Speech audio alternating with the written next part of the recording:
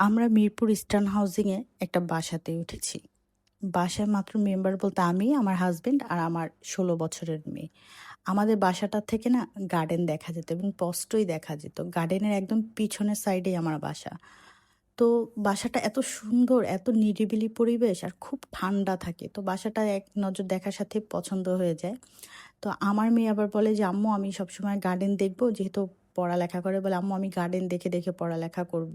আমার এই রুমটাই চাই।" তো আমিও আমার মেয়েটাকে দিই সেই রুমটা। তো ওর রুমের সাথে একটা অ্যাটাচ বাথরুমও আছে। তো সুন্দর করে আমি ওর ঘরটা গুছিয়ে-টুছিয়ে দিই।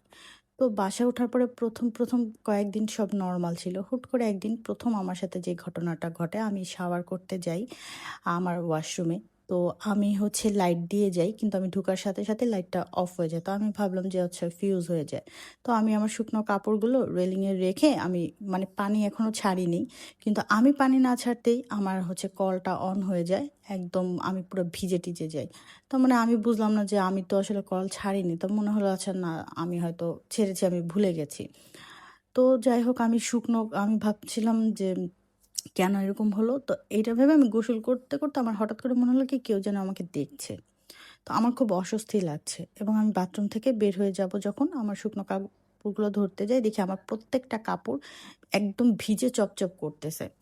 তো ওইখানে আসলে পানি যাওয়ার মতো তো অবস্থা না। রেলিংটা হচ্ছে ঝরনার থেকে অনেকটা দূরে ছিল। তো আমি ভাবলাম আচ্ছা কোনোভাবে হয়তো পানি গেছে। তো আমার মেয়েকে ডেকে আমি হচ্ছে আরেকটা কাপড়-চোপড় নিয়ে আমি গোসল করে বের হয়ে যাই। আমার হাসব্যান্ডকে বলি, আমার হাসব্যান্ড বলে যে, "ওরকম তো কিছু না।" তো আমার হাসব্যান্ড ১ম ওর সাথে যেটা হয় সেটা হচ্ছে একদিন 12:30 ১টার দিকে ও ড্রয়িং রুমে বসে একটু কাজ করছিল।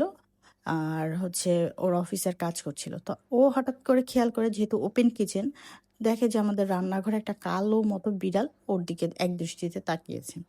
তো ও এটা অন্ধকারের মধ্যে দেখে মানে এক নজর দেখে ও হচ্ছে লাইট দেয়। দিয়ে হচ্ছে ও যায়, যেয়ে দেখে যে কোনো বিড়াল নেই। যেহেতু বাসাটা আসলে আমি থাকি ৩ তলাতে। তো এখানে তো বিড়াল আসার কথা না। তো আমাকে বলে, আমি বললাম যে, "এরকম কিছু তো নাই। আমি তো বিড়াল দেখিনি এখনো।"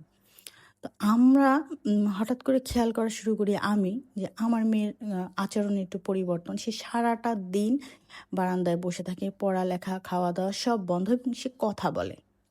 তো আমি ওকে বললাম যে, "কার সাথে কথা বলো? আমার মেয়ের কাছে কোনো ফোনও নেই।" তো আমাকে কিছু বলে না। ও সারাটা দিন বসে থাকে। মানে সকাল থেকে একদম বসে থাকে। তারপরে শুরু হলো যে ও বারান্দায় যাওয়াটা একটু কমিয়ে দিল। এখন ও বাথরুমে। ঘন্টার পর ঘন্টা, ঘন্টার পর ঘন্টা সে বাথরুমে থাকে। তো আমি ওকে জিজ্ঞেস করলে যে কোনো সমস্যা কিনা বা কোনো শারীরিক কোনো সমস্যা হচ্ছে কিনা, সে কোনো কথা বলে না। আর ওর রুমে যদি আমি নক না করে যাই তাহলে খুব রাগান্বিত হয়। তো একদিন আমি কোনো কাজে আমি ওর রুমে যাই। কোনোভাবে নক করে যাই না। যেয়ে দেখি যে আমার মেয়ে উল্টো হয়ে ঝুলছে আর কথা বলছে আর হাসছে। মানে অদ্ভুত! মানে আমি ওটা দেখে চিৎকার দিয়ে আমি মাটিতে পড়ে যাই। আমার হাসব্যান্ড তাড়াতাড়ি ঘরে আসে। আমার হাসব্যান্ড ওকে দেখে এই অবস্থায়। তো এখন ওকে ধরবে না আমাকে ধরবে? তো আমাকে ধরল। তো আমার মেয়ে ২-১ মিনিটের মধ্যে একদম স্বাভাবিক হয়ে আমাকে ধরল। আমাকে মানে সুস্থ-টুস্থ করার পরে আমাকে আমার হাসব্যান্ডকে বলল যে, "আজকের পর যেন ওর ঘরে আমরা নক না করে যাই। আর যদি ও আমাদের যেতে মানা করে তাহলে আমরা যেন না যাই।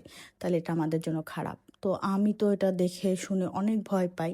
তো আমি আমাদের ইস্টার্ন হাউজিং এরই একজন হুজুর নিয়ে আসি। তো সে বলে যে, "আপনার মেয়ের কাছে জিনের প্রভাব পড়েছে।" তো উনি বাসা বন্ধ করে দিয়ে গেছে। কিন্তু কিছুতেই কিছু হয় না। বাসা বন্ধ করে দেওয়ার পরে আমার মনে হলো যে সমস্যা মানে আরও বাড়ছে। আমার মেয়ে পাগলামি করছে, খাওয়া-দাওয়া বন্ধ এবং আমার বাসায় আগে যেখানে ৩ জন রান্না হতো ৪ জনের, এখন আমার বাসায় ৬-৭ জনের রান্না হয়। তো একদিন আমি রান্না একটু কম করেছিলাম, দেখলাম আমার মেয়ের শরীরে আঁচড়ের দাগ। তো আমি বললাম যে, "কি ব্যাপার? তোমার শরীরে এই অবস্থা কেন?" সে বলল যে, "আমার কারণে।" তো আমি বললাম, "আমার কারণে আমি কি করলাম?"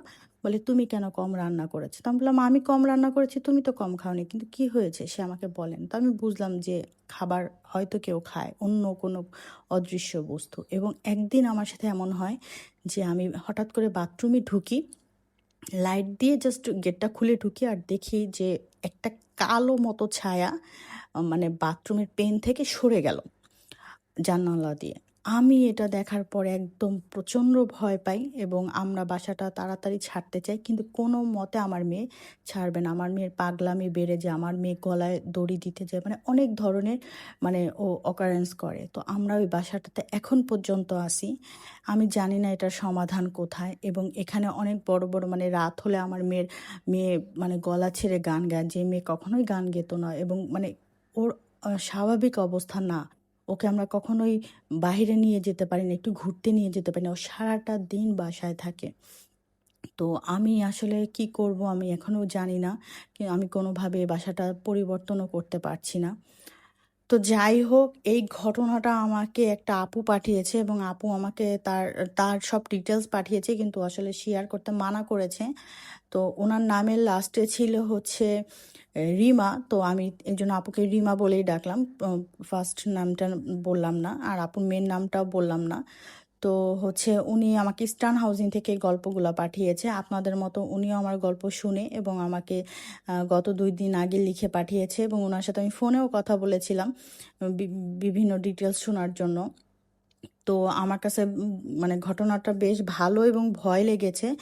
তো আপনারা যারা নতুন বাসা নিবেন আগেই হচ্ছে আশেপাশ থেকে শুনবেন যে বাসায় কোনো সমস্যা আছে কিনা এবং বাসায় ওঠার আগে অবশ্যই দোয়া দুরূদ বা হুজুর ডেকে বাসা বন্ধ করে নেবেন। আর যদি আজকের ঘটনাটা আপনাদের ভালো লাগে তাহলে একটা লাইক, কমেন্ট, শেয়ার করে আমার পাশেই থাকবেন। সবাই ভালো থাকবেন।